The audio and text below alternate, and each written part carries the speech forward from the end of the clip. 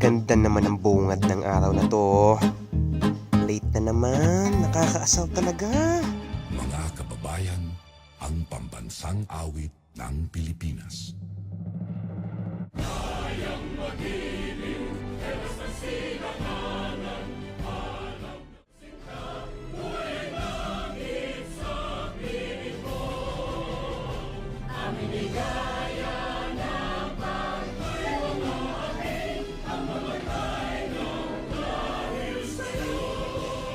Okay, magsilpo na ang lahat.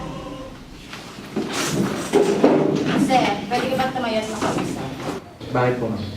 Hindi mo ba alam na dapat kang huminto habang pinapatugtog ang ating pambansang awit? Alam ko po yun, ma'am, pero mahuhuli na po kasi ako pag guminto pa ako sa klase. At tumuloy-tuloy ka pa rin hanggang sa upuan mo. Ano ba yung may huminto ka saglit at makisabay ka sa amin? Sa isa na po, ma'am, hindi na po mahuhuli. Abay, dapat lang. Mapapalampas ko to ngayon, Jose, ha? Pero kapag ito na ulit, Sa isa na po, ma'am, hindi na po mahuhuli. sige, maupo ka na. Okay, class, ang tatalakayin natin ngayon ay ang buhay kabataan ng ating pambansang bayani. Sino? Dr. Jose Rizal. Tama, si Dr. Jose Rizal. Sa kanyang bayang Sinilangan, ang Kalamba. Kabataan naman ito sa Rizal. Ano meron sa kabataan nito? Kailangan pang itindihan pag-aralan pa. Ano binubulong-bulong mo dyan, Jose? Wala po, ma'am, nakikinig po ako sa inyo. Buti naman kung gano'n.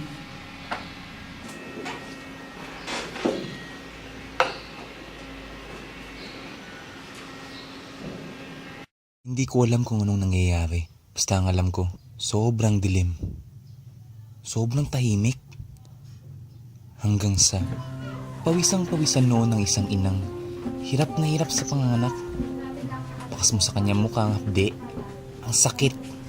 Maging ang takot na bumabalot sa nangihina niyang katawan. Ang lahat ay kinakabahan. Sa labis na hirap at sakit ay tanging pagkapit na lamang sa braso ng asawa ang kanya nagawa. Di rin nagtagal ay isang tinig ng umiiyak na sanggol ang siyang nangibabaw sa silid na iyon. Hala, kaya anak niyo. Ipinanganak ang ikapitong anak ni Francisco at Teodora at pinangalanan siyang Jose. Jose, papangalan sa kanya. Jose Ignacio Rizal.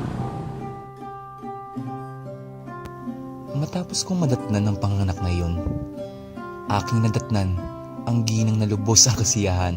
Nang aking tanawin sa malapitan, nariyan ang kanyang asawa at ang anak na si Pepe, habang ang iba pang mga supling ay mahimbing na natutulog sa kanilang tahanan. Binitbit ako ng aking mga paa hanggang sa ako'y mapadpad sa isang malawak na bukirin. Kasama ang kanyang kapatid na si Pasiano ay sabay nilang pinalipad ng matayog sa kalangitan ang kanilang saranggola. Baka sa mukha ni Pepe ang labis na galak. Concepcion. Anak ko. Bakit binilisan? Doon ko unang nakitang tumulo ang luha ng batang si Rizal.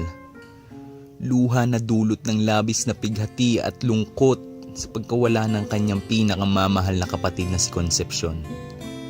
Ngunit yaong saya at lumbay ng kanyang buhay ang kanyang inspirasyon sa pagsulat, paggawa ng tula at iba pa, bagay na magpapatunay ng pambihirang katalinuhan ng batang Kalambenyo.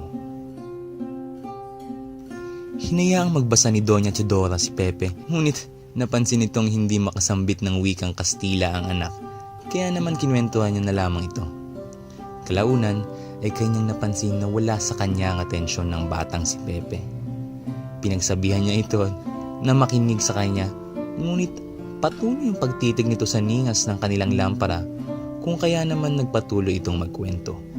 Hindi nagawang sandi ng batang gamo-gamo ang bili ng nakakatanda.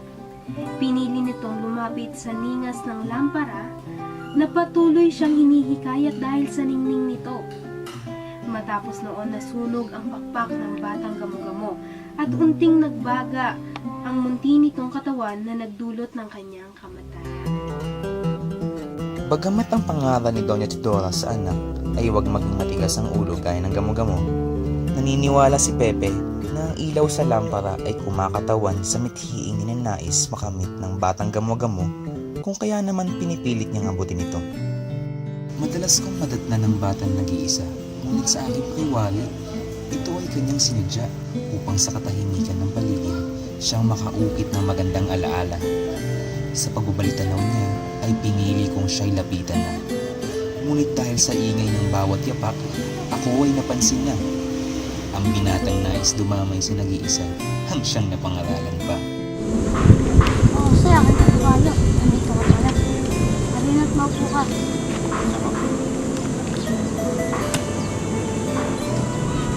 Ikaw ba'y nagugulo? Hayaan mo kaya akin dito. Ibus akong nagagalak sa iyong kapit. Iyong nasaksiyan ang buhay dito. Nais ko sa iyo ipapatid.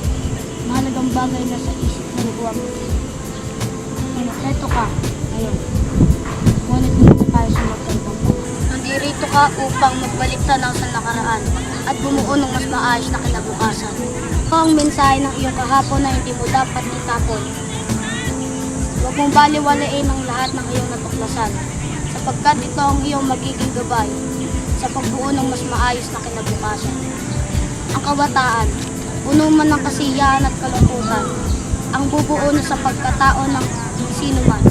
Kaya tumayo ka akin at tupdin ng kapalaran para sa ating bayan.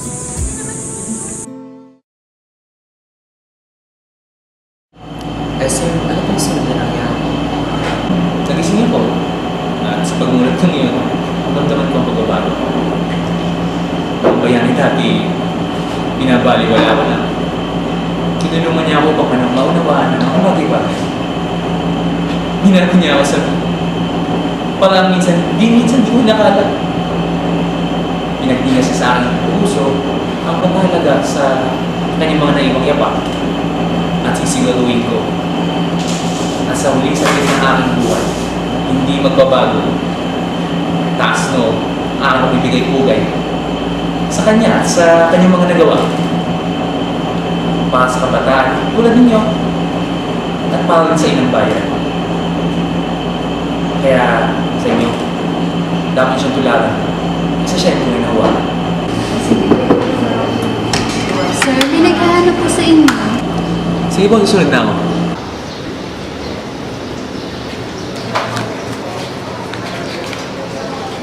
Ako noon, ikaw ang pag-asa na ngayon?